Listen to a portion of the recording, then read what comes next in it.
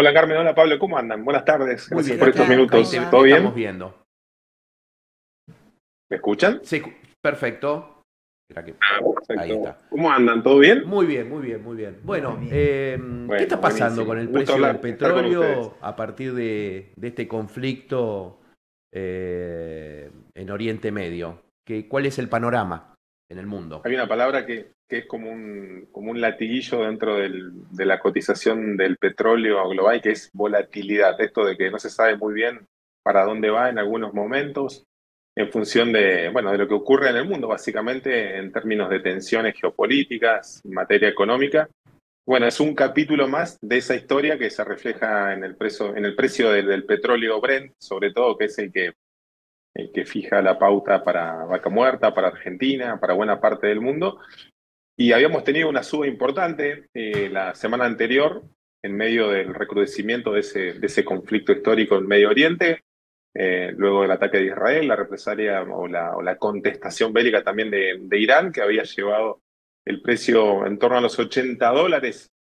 Veníamos de una brecha en torno a los $60, $65, y bueno, esas tensiones que tienen como un caldero también, aparte de las potencias productoras, en buena medida, muchas de ellas en Medio Oriente, el Irán mismo, un gran productor a nivel global, se habían reflejado en esa preocupación de buena parte de las economías centrales del mundo, de las potencias, respecto de la demanda y de si iba a haber una posibilidad de seguir aprovisionándose de crudo normalmente en los próximos meses. Bueno, eso provocó una disparada en el petróleo que lo llevó en torno a los 80, luego de esa paz, entre comillas, de los últimos días. Bueno, tendió a bajar nuevamente Ujú. y volver hacia esa brecha de en torno a los $66, $65 que había caracterizado la etapa previa, Pablo. Esa es Ujú. la coyuntura de la última semana. Después están los efectos a nivel económico de cómo eso impacta, ¿no? Claro, claro. Teniendo en cuenta este conflicto, ¿qué pasa en Argentina, digo, en Vaca Muerta? ¿Cuál es el ¿Cómo impacto? impacta? Claro. El impacto central tiene que ver bueno, se suele trasladar a través de combustible, del precio de la nafta, ¿no? Esto de, eh, hay una crisis bélica en determinado país productor, un determinado grupo de países productores, eso tiende a la suba. ¿Cómo nos afecta a nosotros? Principalmente en dos sentidos. Por un lado, eh, estableciendo presión en el surtidor de combustible, llevando el precio de la nafta eh, a valores más altos, como Ujú. se reflejó también en los últimos días, con algunos incrementos que estuvieron aplicando algunas expendedoras.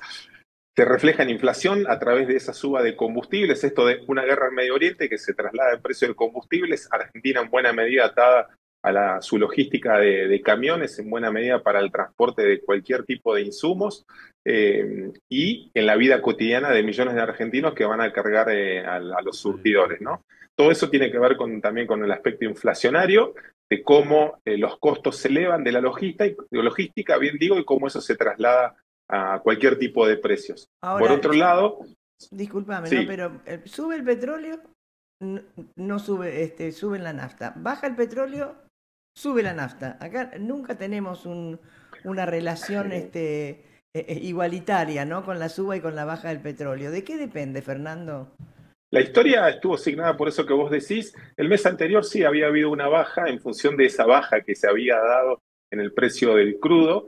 Recordarán los aranceles que estuvo estableciendo Estados Unidos para buena parte de la economía. Eso tendió a bajar el precio del crudo. YPF, que es la máxima productora de combustibles, había bajado 1% en aquel momento, el resto de las productoras la siguió, pero como decís vos, en buena medida hay como cierta disparidad en cómo eso se traslada. Cuando Mm. sube, el crudo suele subir, y cuando baja no es tan seguro que se refleje.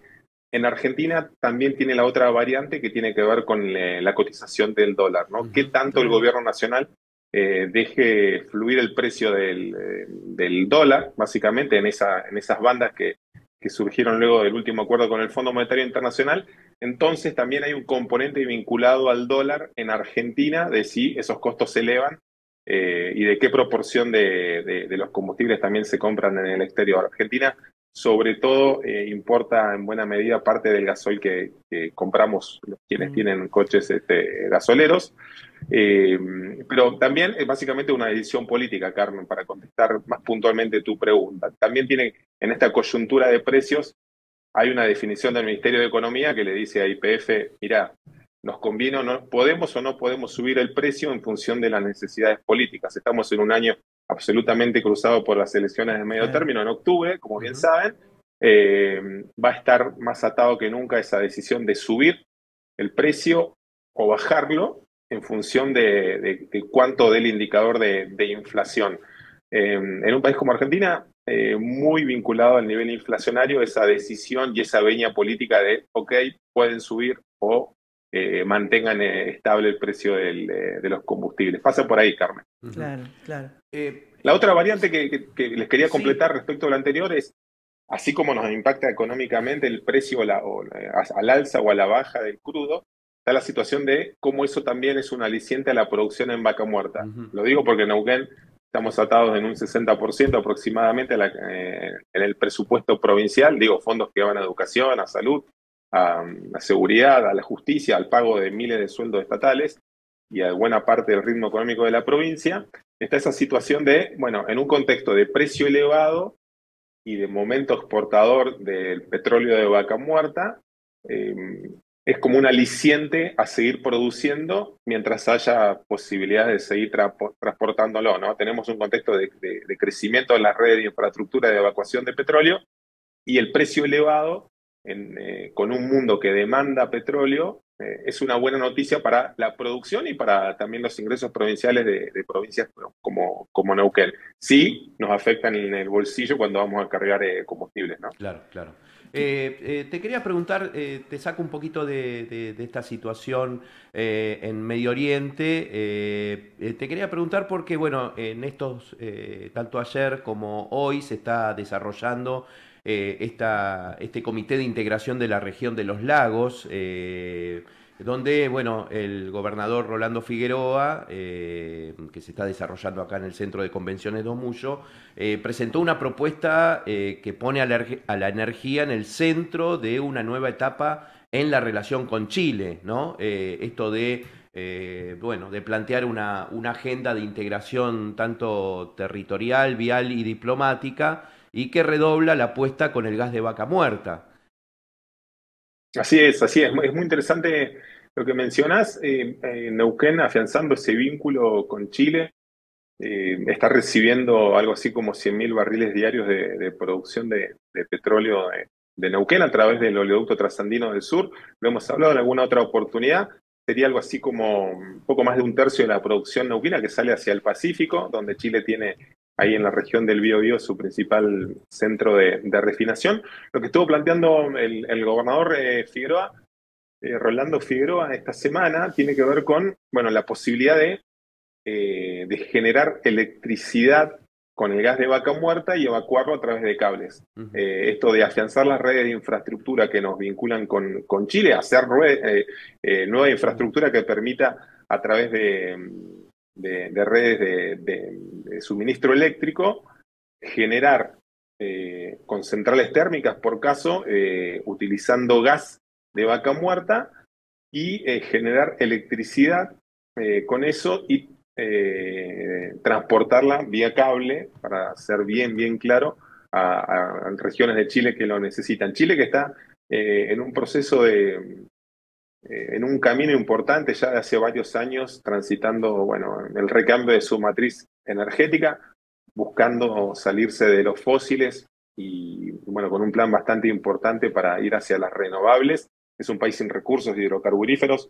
Hay una oportunidad muy importante para Argentina en cuanto al petróleo, que ya está ocurriendo, como les decía recién. Lo otro es con el gas, vía exportación de gas o vía generación local y transporte eléctrico hacia Chile.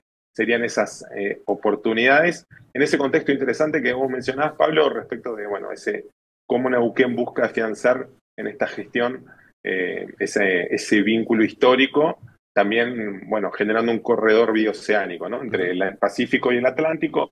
Está lo otro del desarrollo de la zona franca de Zapala, un tendido férreo posible también. que vincule Vaca Muerta con el Pacífico y también con salida al Atlántico. Es muy interesante todo ese frente. Y bueno, esta semana tuvo un nuevo capítulo interesante también en lo que estuvo diciendo el gobierno provincial, ¿no? Fernando, en medio del conflicto de Irán con Israel bueno, los ojos del mundo puestos allí a ver qué es lo que pasa y qué es lo que pasa no solo con la guerra, sino también con el petróleo, el presidente de Venezuela, Maduro, anunció un incremento del 30% en las reservas certificadas de petróleo. Se convierte de esta manera en el país con mayor reservas del mundo. Sí, bueno, Venezuela es uno de los países con más reservas a nivel global. Hay que ver exactamente de dónde viene ese informe, si es un informe local, oficial, la variante política, pero al margen de eso, sin dudas es uno de los países que más petróleo tienen, si no el que más petróleo tiene en materia de reservas a nivel global. Esto es lo que tiene debajo de su superficie en una formación geológica X en Venezuela, ¿no? El tema, la pregunta del millón sigue siendo cómo hace para sacarlo en un contexto de crisis política, de crisis Claro, económica y claro, con uno se pregunta penalizaciones, Sí, sí. cómo puede ser que penalizaciones haya de... tanta riqueza bajo tierra y la gente esté tan mal, ¿no? Claro. Exactamente, exactamente. Es la condición, la coyuntura política y la economía y las penalizaciones que le impone Estados Unidos al gobierno de Nicolás Maduro y buena parte de Occidente, digamos, ¿no? Bueno, Argentina también en esta era, sumándose a ese eje encabezado por Donald Trump, no así en otros momentos en los que hubo un vínculo energético también con PDVSA en algún punto, con cuestiones que también trascendieron a la arena política, pero sin dudas, si tiene un lugar desde donde eventualmente en algún momento de su ajetreada historia Venezuela volver a pararse, es en la producción de petróleo. Claro que las condiciones políticas, de acuerdo a la mirada de Occidente, deberían ser otras, pero sin dudas que es uno de los lugares con más crudo o más petróleo o más recursos hidrocarburíferos que en el mundo, sino el que más tiene. Perfecto, Fernando Castro. Bueno, muchísimas gracias por esta charla, con todo lo que tiene que ver con el mundo del petróleo, de la energía, Vaca Muerta, y bueno, a todos los que nos están escuchando, a los televidentes, seguir mejorenergia.com.ar, ¿no? Donde está todo el desarrollo de energía, petróleo, Vaca Muerta, todos los temas en el portal que dirige Fernando Castro, y los sábados escucharte en Mitre Patagonia, En modo ¿no? shale.